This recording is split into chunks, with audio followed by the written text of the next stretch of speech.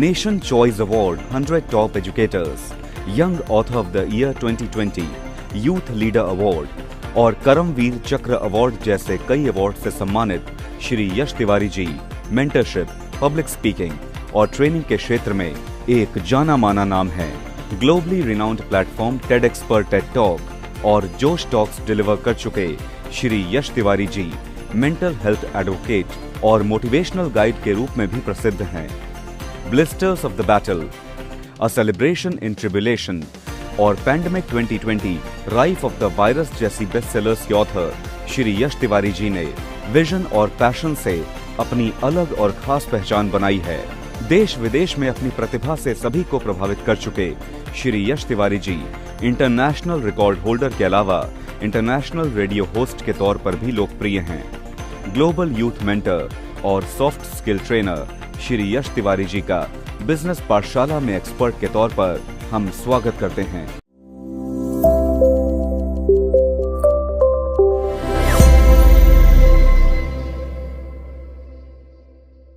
Hi there, this is Yash Tiwari, a global youth mentor and international award-winning public speaker and a best-selling author of many books.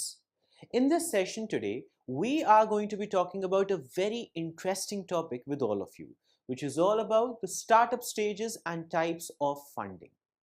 Now, when we are talking about a startup, ideally the thing that comes to your mind would be something like coming up with a topic, initiating a startup, earning a lot through it, and generating a customer base out of it, which is a good plan. It is quite a good plan, but then in reality, for that plan to work out, there are so many processes and so many stages that are needed to be worked out, that are needed to be thought of, that are needed to be delved into.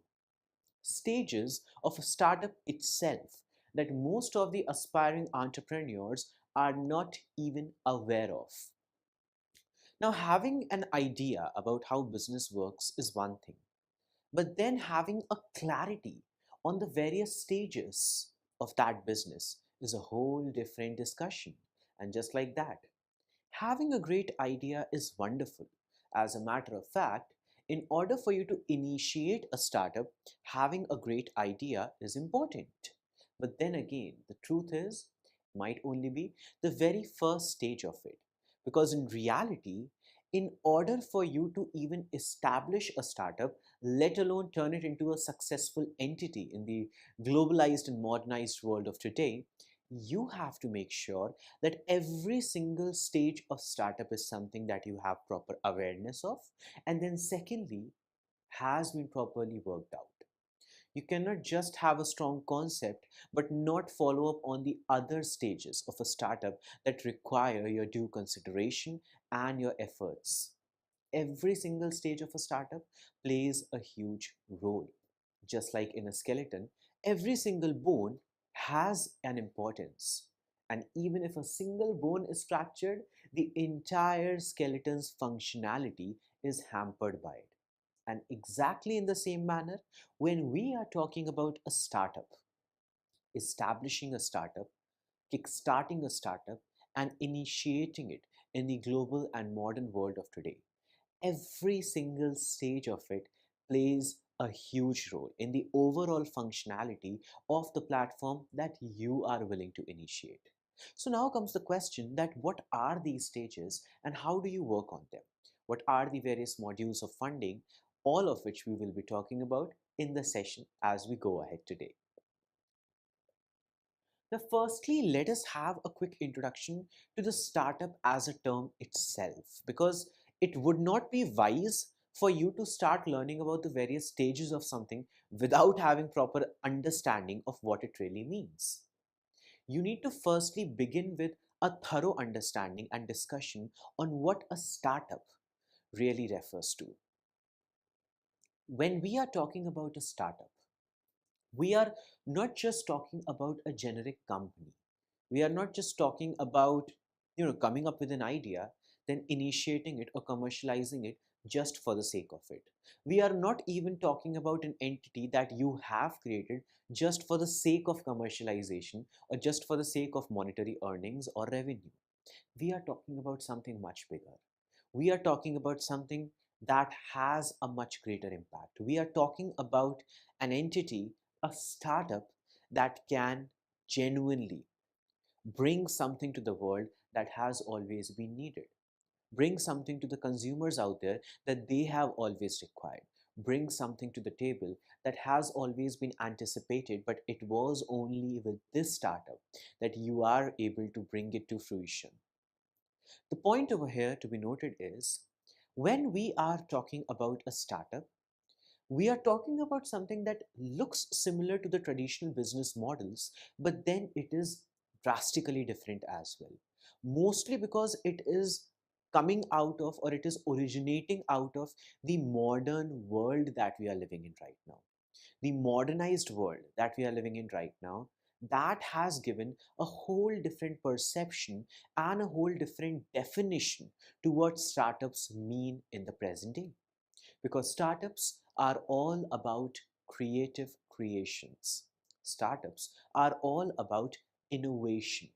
Startups are all about solutions. And startups are all about the uniqueness. There can be so many competing platforms that already exist in the world, but it could be your startup with a unique idea, with a creatively unique business plan, with an intriguingly unique product or service that you are capable of offering to your customers that could stand out. But all of that hugely depends on how much you are valuing the true definition, the true gravity of what a startup refers to.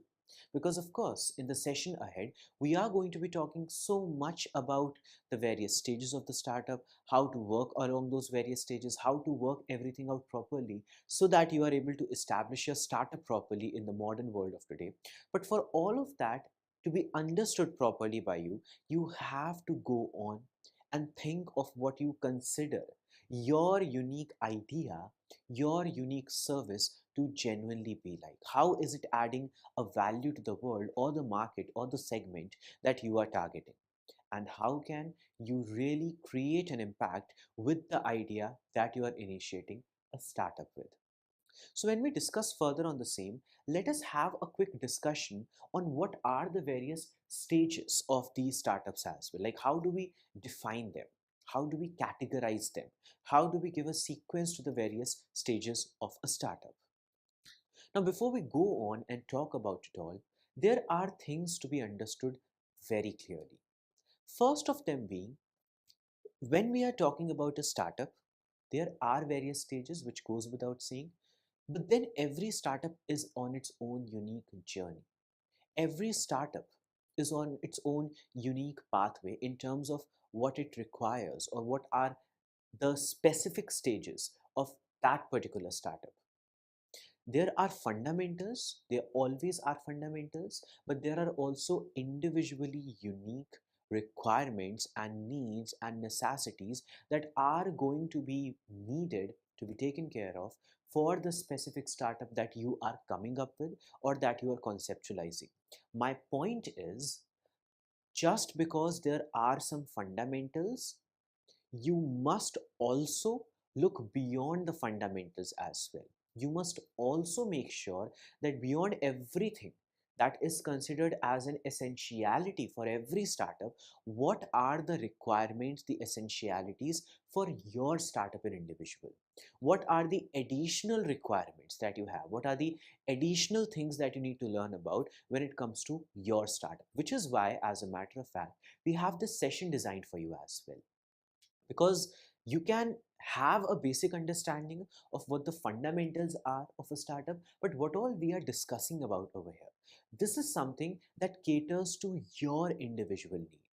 This is something that caters to your individual requirement with the startup that you are coming up with or that you have already initiated. So that personalization of the knowledge is absolutely essential, and that is what we believe in, based on which we have generated the content for the session today. And when we come to it, as you can see on the screen right now, there are various stages of the startup listed.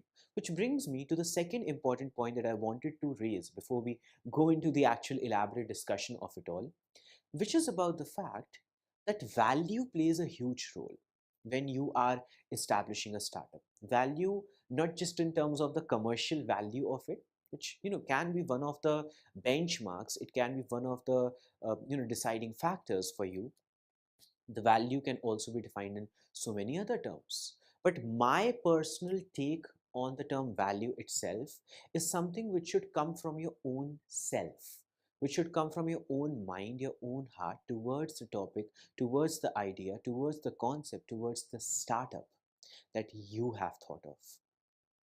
The kind of value that I'm talking about is more on the lines of valuing what you are establishing, valuing what you are working upon.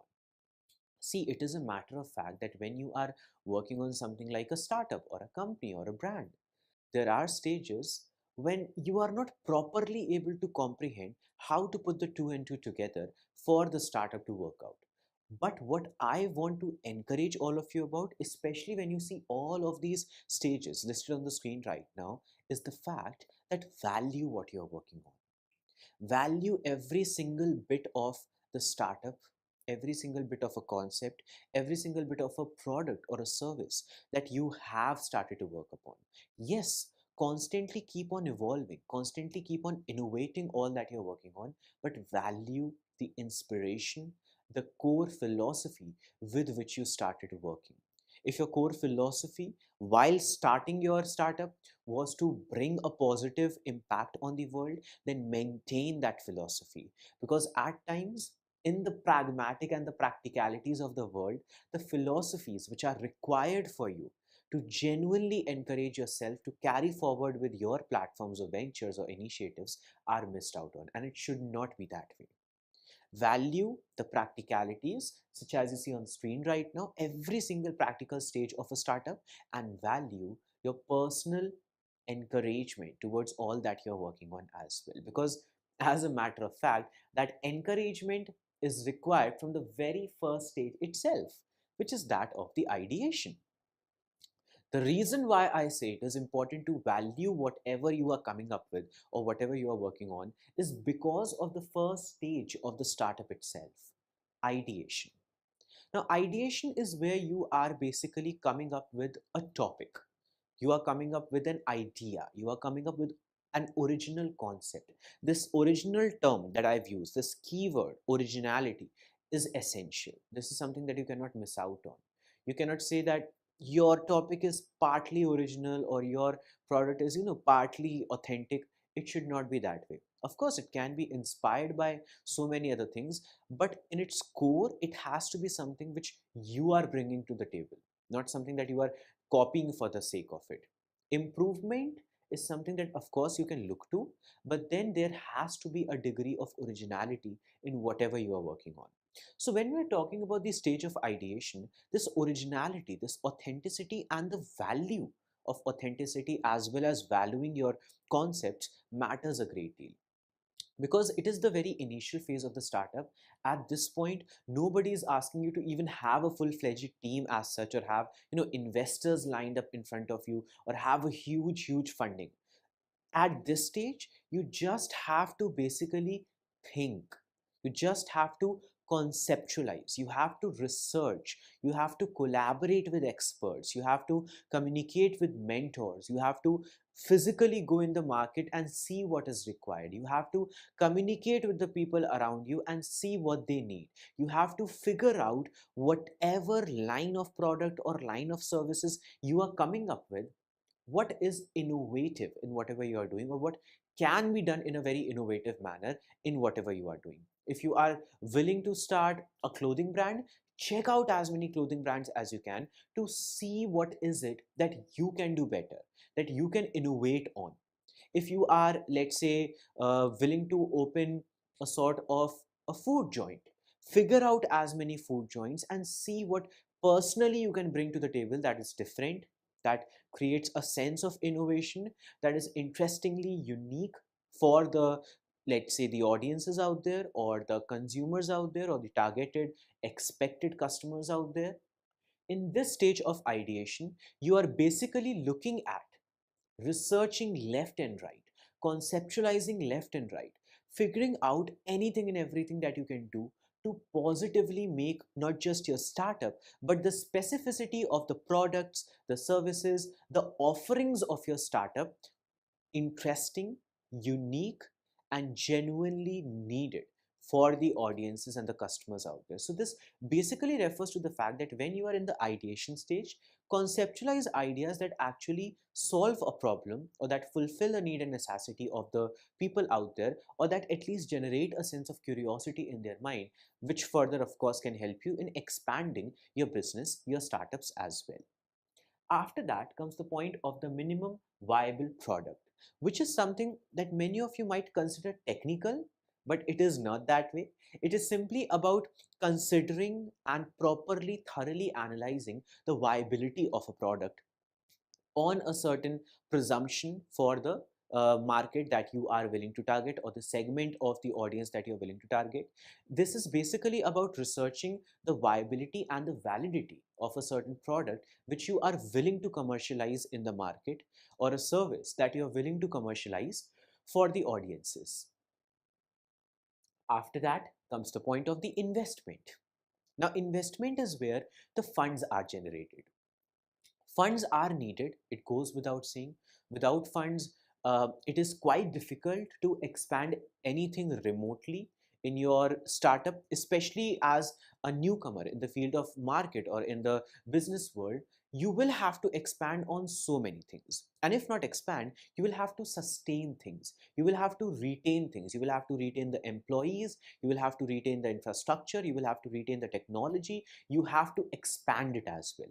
You have to expand the technology, you have to expand the infrastructure, you have to expand the employees, you have to expand the product lines, the concepts, the business plans, and much more. But all of that hugely depends on how many resources you have to do it all.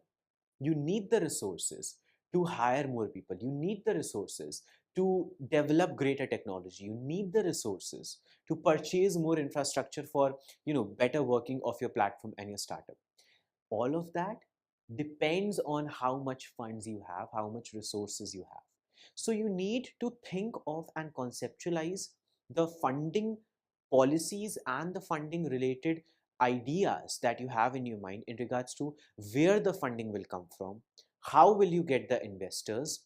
So you have to figure out exactly how the funding of your startup will look like. You have to at least conceptualize how you think the funding can work out for your startup a little beforehand. Of course, as you go ahead with the process, slowly and gradually, you will be able to figure out more directions and more avenues from where the funding can positively be generated for your startup, investors, greater profit rates, and much more. But on a very initial level, having a generic idea in your mind about the 3 4 specific we can say avenues from where you are assured you will be able to get the required investments, it is needed. It is absolutely needed, especially on that very initial ideation stage when you're only conceptualizing what the product is going to be like. So in that stage, having an idea about where you can get the fundings from in the longer run gives you an edge in terms of the conceptualization as well, because it basically helps you in thinking that you are willing to and you will be able to generate a product of so and so capacity, because you will have the resources for it. You will eventually have the resources for it. So having a sense of clarity about the funding part of your startup helps you in generating concepts for products on a larger scale as well, because you are able to envision bigger. You know already that the funds will be there, so you will be able to envision how bigger the product line can be based on the same as well. And of course, as mentioned, the capital is required not just for the products but so many other things in a startup as well. So all of those things are benefited from the same too, all of which we are going to be discussing about as we go ahead in the session. Then comes the point of the product market fit. Now, product market fit is basically all about figuring out how your product or service or whatever you are basically offering through your startup really fits into the market that you are targeting, in order to think of what modulations are needed to be done, what modifications are needed to be done, what sort of flexibility is required in order to amend how the product or the services or the offerings of your startup are based on the requirement of the market and the consumers who are existing in that market that you are eventually willing to target and you are eventually willing to turn into your loyal customers. After that comes the point of go to market, which is all about the commercialization of the product itself, following which we have the point of growth and maturity. Now, growth and maturity are two distinctive terms, but they complement each other in the sense that growth is all about the expansion. Expansion can appear in so many ways. Expansion is not just the categorized expansion of the revenue that you are earning. The revenues can be one version of the expansion, like, from the last quarter, in this quarter your sales have hiked a lot, your sales have been off the charts. Basically, you have been earning greater and greater with every day passing by, so that is a sign of expansion in terms of the profits that you're earning. But their expansion in terms of a startup is needed to be across a diverse field of avenues. The expansion could be in terms of itself, let's say the team that you're working with.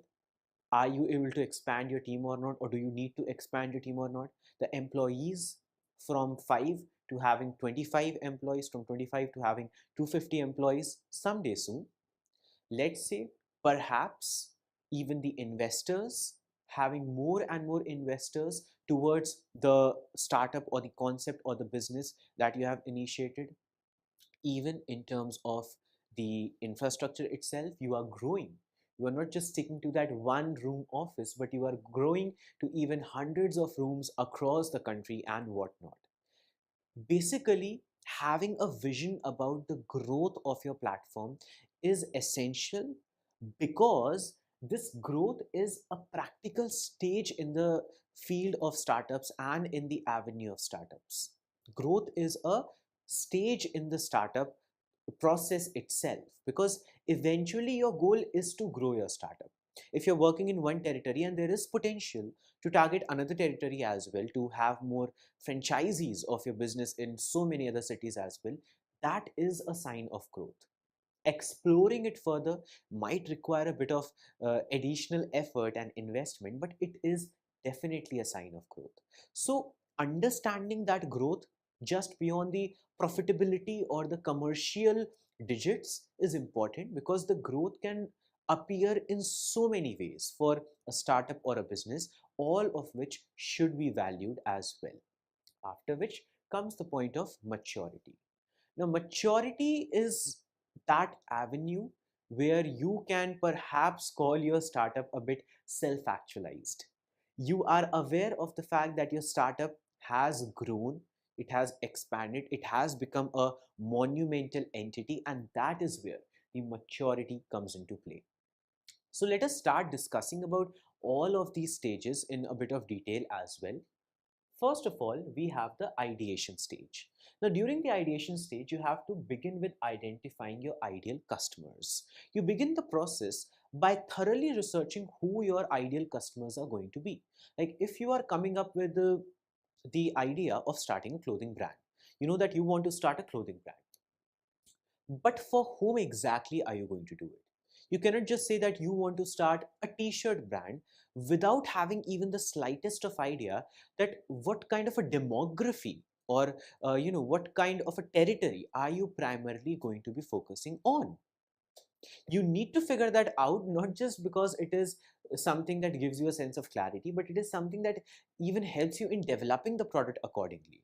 The way in which you would develop the t-shirts for toddlers would be drastically different in comparison to how you will develop the t-shirts for the young adults or even older than that. So that sort of a clarity on who exactly is your ideal customer is not just a choice but a necessity for you. So begin with the process of identifying whom you want to target as your ideal customers. After that comes the point of finding what problem they are facing. Once you have realized who your ideal customers are, think of how you can give them a solution to a problem that they might or might not be aware of. Like, let's talk of the same example, the t-shirts. Let's say you are starting this business or this platform, or you are initiating a startup which is all about the t-shirts. A problem that the customers might be facing is that generally whenever the t-shirts they purchase from online platforms, hypothetically speaking, the fabric is not that good. Now you might be hitting on this problem, emphasizing on it, and providing the solution to them that your brand is going to be producing the t-shirts that are made with the best of fabrics in the most sustainable manner. So it not only solves a purpose, it not only serves a purpose and solves a huge concern that your customers might or might not have been aware of, but it also acts as a point of discussion. It becomes a point of brand image representation that you are not only starting something, you are solving a problem with the help of your startup. So I think that sort of clarity on why you are serving your customers with a specific product or service or whatever your offering might be gives you an edge as an aspiring entrepreneur to further push your startup ahead as well. Then comes the point of estimating its potential market. Because thinking of who your customers are going to be in a very generic term is one thing, but then deciding the specific segment of the market, like the territory or the specific demography or the specific regionality or anything with a sense of specificity to where you are going to be putting forward this product or where exactly you are going to be marketing this product is needed. And I'll tell you the reason for it very simply. Because beyond the classification, like the generic classification of whom all will this product be for, understanding where exactly is it going to be placed also helps you in the generation of the product accordingly. If you are creating a product for the rural regions, you will have to generate a product which appeals to the civilians in the rural region.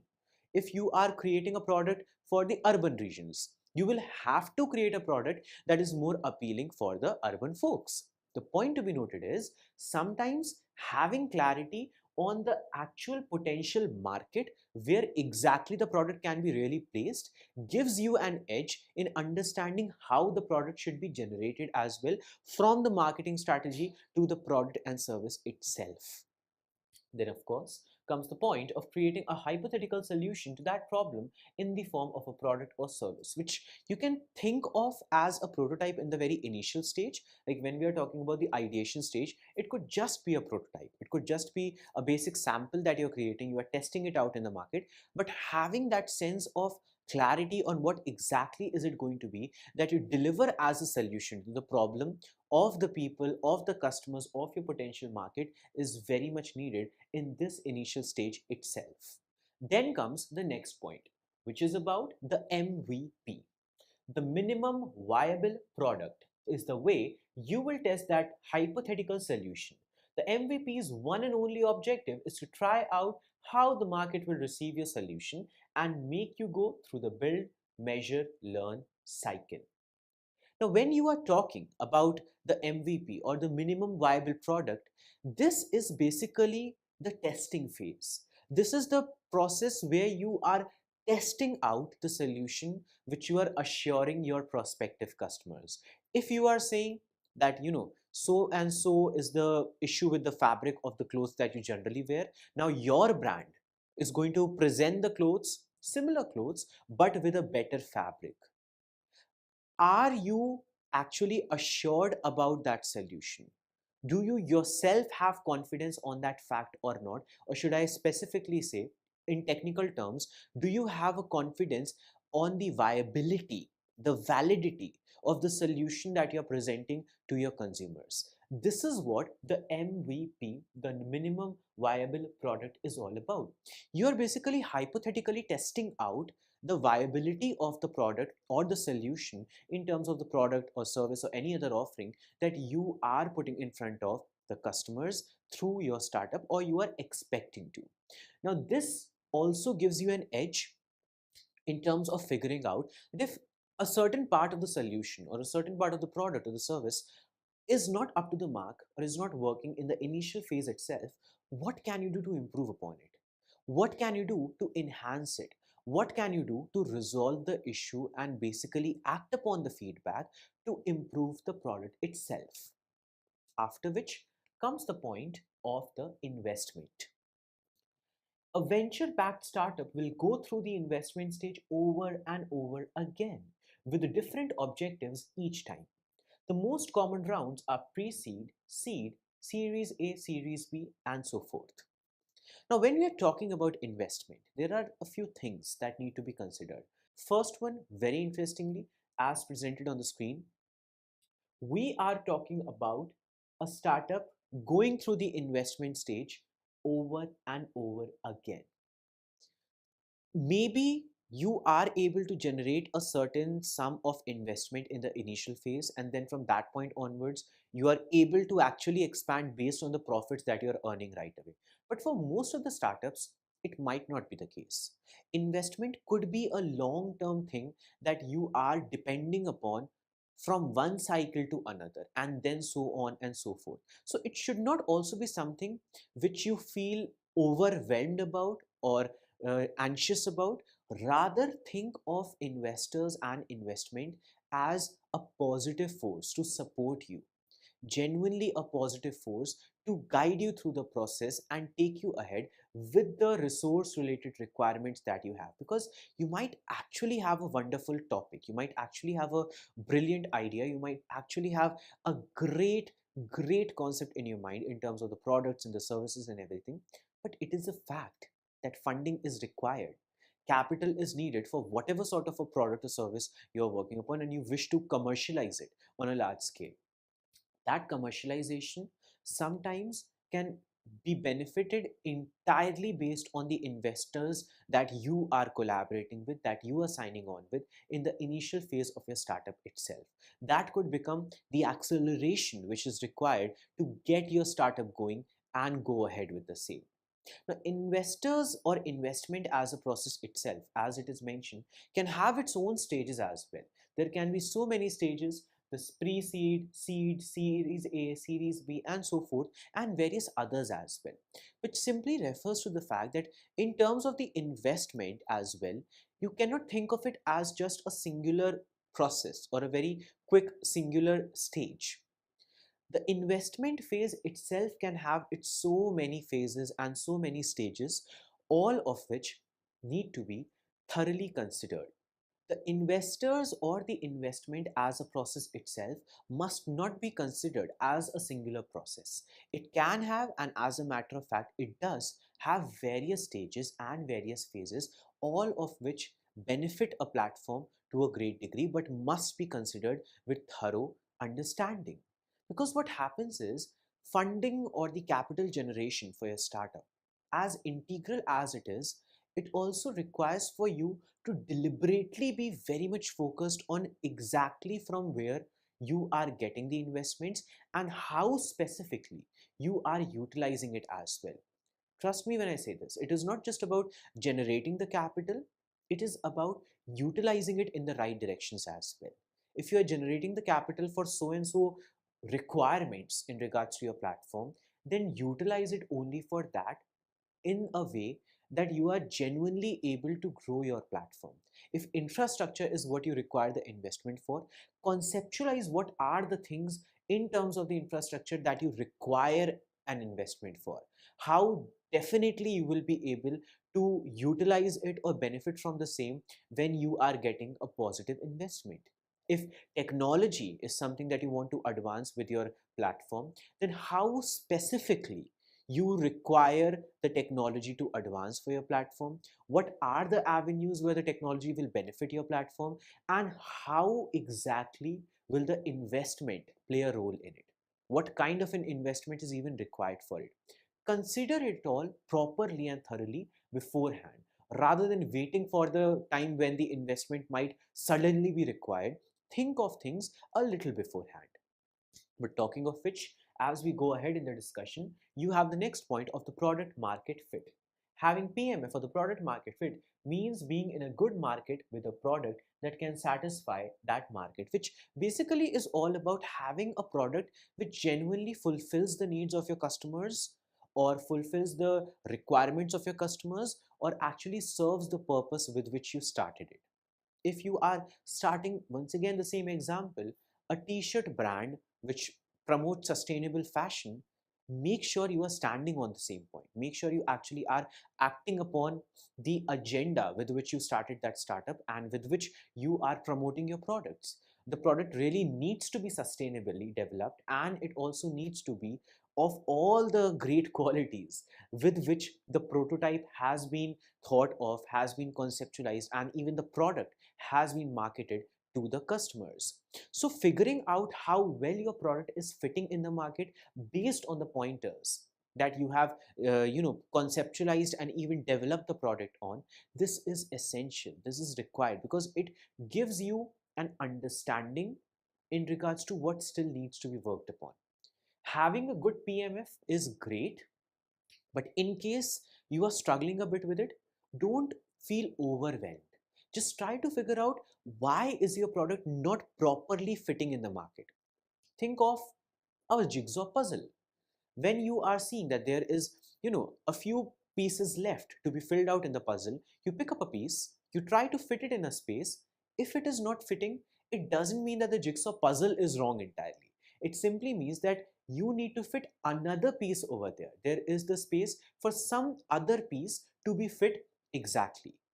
So that sort of a mindset gives you an edge in terms of fitting your product in the market, or generating a product that would actually fit in the market as well. Rather than just calling it a day and saying that maybe your product is not made for the market, try to figure out why. Try to figure out what can be worked upon to improve the quality of it, or what it is delivering to the audiences or your customers, in order to increase the PMF of whatever sort of a product line or services you have conceptualized and have worked upon with your startup. After which, of course, comes the point of go to market. Find out the best tactics to convert as many people as possible from that potential market. Aim for a repeatable, scalable, and profitable revenue generation model. You are trying to commercialize a product with a strategy that would actually work. Now, this requires proper, let's say, understanding, of course, of whatever you are presenting to the market, but it would also require expertise from mentors, from people who have been in the game for a long time and can offer their insight to you, can guide you through the process. It can even require the legal understanding of the entire process of commercializing a certain product, such as the one which you are thinking of, which of course would vary from product to product. The legalities for a fooding store would vary drastically in comparison to the legalities of a clothing store. So these things, before going to the market, when you are commercializing a product, when you are about to commercialize a product rather, you need to think of properly and deliberately. You have to make a conscious effort to figure out what kind of a strategy would actually work well for the kind of product that you have thought of, rather than just on a generic terms. Because every product has its own requirement, and even every startup has its own requirement. But that strategy is what differentiates an adequate startup from a brilliant startup. And as we go further in this brilliant discussion, we have the next point, which is all about the growth. Now, growth is all about accelerating your successful sales formula and going from startup to scale up. Some strategies for that are acquiring competitors or complementary businesses and taking your company to other geographies, which is basically about expanding beyond the point of origin for your startup, wherever you originated with your startup, growing beyond that, growing further than that, thinking of what are the other avenues where your startup can further expand as well. Now, this is not just about the territorial expansion, by the way. The growth, as I mentioned, can look like so many other things. The growth of your employees, the growth of the revenue, the growth of, let's say, the capital, the growth of the infrastructure, the growth of technology, the growth of softwares, the growth of your product lines, the growth of your services, anything and everything that establishes that you are and your startup is on a higher pedestal than where it was when it was started, is what should be and can be considered as the stage of growth for your startup. So, in the end, all that I want all of you to remember in terms of the various stages of the startup is the fact that every startup has its own unique requirements, but the fundamentals are what give a strong foundation to every startup that you can possibly think of, which is what we have tried to cover in today's session as well. So I hope that you got to learn something interesting, insightful, and fun in the discussion today. To learn more about the world of business, entrepreneurship, and also startups, check out our other sessions as well. And thank you so much for joining us in this session today.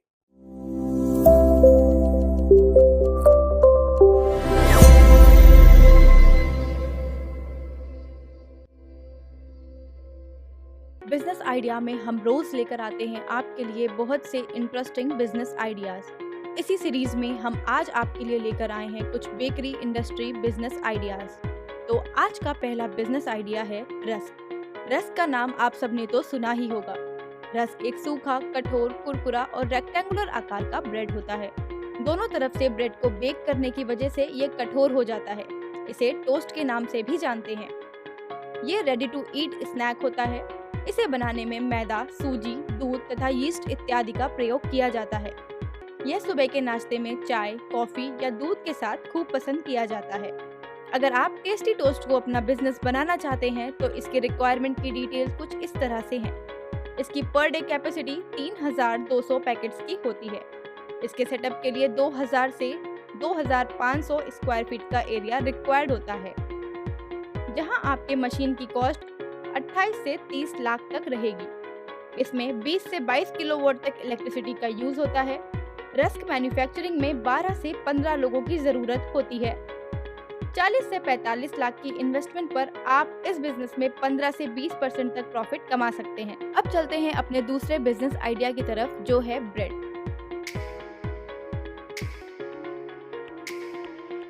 एक ऐसा breakfast जिसे सब priority पर रखते हैं इसके different dishes के साथ। हम बात कर रहे हैं ब्रेड की। ब्रेड एक स्क्वायर शेप के आटे की बेक्ड, नरम, फूली और पतली स्लाइस होती है। ये हमारी भूख का एक अच्छा पूरक है। ये मैदा, सूजी, गेहूं के आटे, पानी, नमक के मिक्सचर से तैयार किया जाता है। इसमें फाइबर, प्रोटीन और न्यूट्रिएंट्स पाए जाते हैं। ये डिफरेंट वैरायटीज जैसे whole wheat bread, multigrain bread, loaf bread और बन इत्यादि में मिलने की वजह से सभी की पसंदीदा होती है। इससे सैंडविच, पेस्ट्रीज एवं बर्गर इत्यादि फूड आइटम्स बनाए जाते हैं। अब जानते हैं आपके फेवरेट फूड की मैन्युफैक्चरिंग के बारे में कुछ बातें।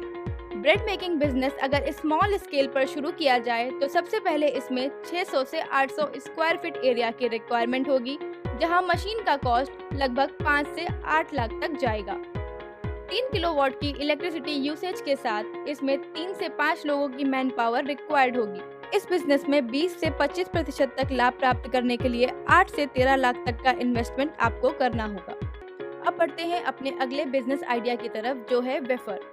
वेफर बच्चों का हमेशा फेवरेट। ये एक मीठा, क्रिस्पी, मल्टी लेयर्ड पतला बिस्किट होता है। ये बहुत ही लाइट स्नैक होता है। वेफर को आटा, दूध, शक्कर और सोडा इत्यादि के मिश्रण से तैयार किया जाता है। इसमें वेजिटेबल फैट भी होता है। इसका use chocolate, pastry, ice creams, cake इत्यादि में किया जाता है। बात करें अगर वेफर के बिजनेस रिक्वायरमेंट्स की, इस बिजनेस की टोटल इन्वेस्टमेंट कॉस्ट 20 से 25 लाख तक रहती है। इसका सेटअप एरिया 1200 से 1500 स्क्वायर फीट तक होता है, जहां इलेक्ट्रिसिटी का यूसेज 15 से 18 किलोवाट तक होता है। 10 से 12 लोगों की मैन पावर के साथ इस वेफर के बिजनेस से आप 10 से 12% तक का प्रॉफिट मार्जिन गेन कर सकते हैं। आज का हमारा आखिरी बिजनेस आइडिया है जीरा बिस्किट्स। चाय के साथ जीरा बिस्किट्स एक अलग स्वाद और माहौल बनाते हैं। ये एक कुरकुरा, हल्का नमकीन, हल्का मीठा और भुना जीरा से परिपूर्ण पतला बिस्किट होता है। जीरा बिस्किट एक हेल्दी स्नैक माना जाता है क्योंकि जीरा डाइजेशन में काफी हेल्पफुल होता है। जीरा में एंटीऑक्सीडेंट गुण पाए जाते हैं। सबके मनपसंद जीरा बिस्किट के इंग्रेडिएंट्स की बात करें तो ये आटा, मैदा, बटर, भुना जीरा और दूध इत्यादि के मिश्रण से तैयार होते हैं। चलिए अब जानते हैं इस रेडी टू ईट स्नैक के बिजनेस के बारे में। ये एक स्मॉल स्केल बिजनेस होता है जिसके लिए 1000 से 2000 स्क्वायर फीट एरिया की जरूरत होती है। इसमें इलेक्ट्रिसिटी रिक्वायरमेंट लगभग 23 किलोवाट तक होती है। जीरा बिस्किट के बिजनेस से 20 से 25% तक प्रॉफिट कमाने के लिए 6 से 8 लोगों की मैन पावर के साथ 25 से 28 लाख तक इन्वेस्टमेंट करना होता है। तो ये थे हमारे आज के बिजनेस आइडियाज। हमें उम्मीद है कि आज के बिजनेस आइडियाज आपको पसंद आए होंगे। अब हम आपसे जुड़ेंगे जूम सेशन पर, जहां आप एक्सपर्ट से अपने सवाल पूछ सकते हैं। जूम सेशन का लिंक आपको यूट्यूब चैट बॉक्स पे मिल जाएगा।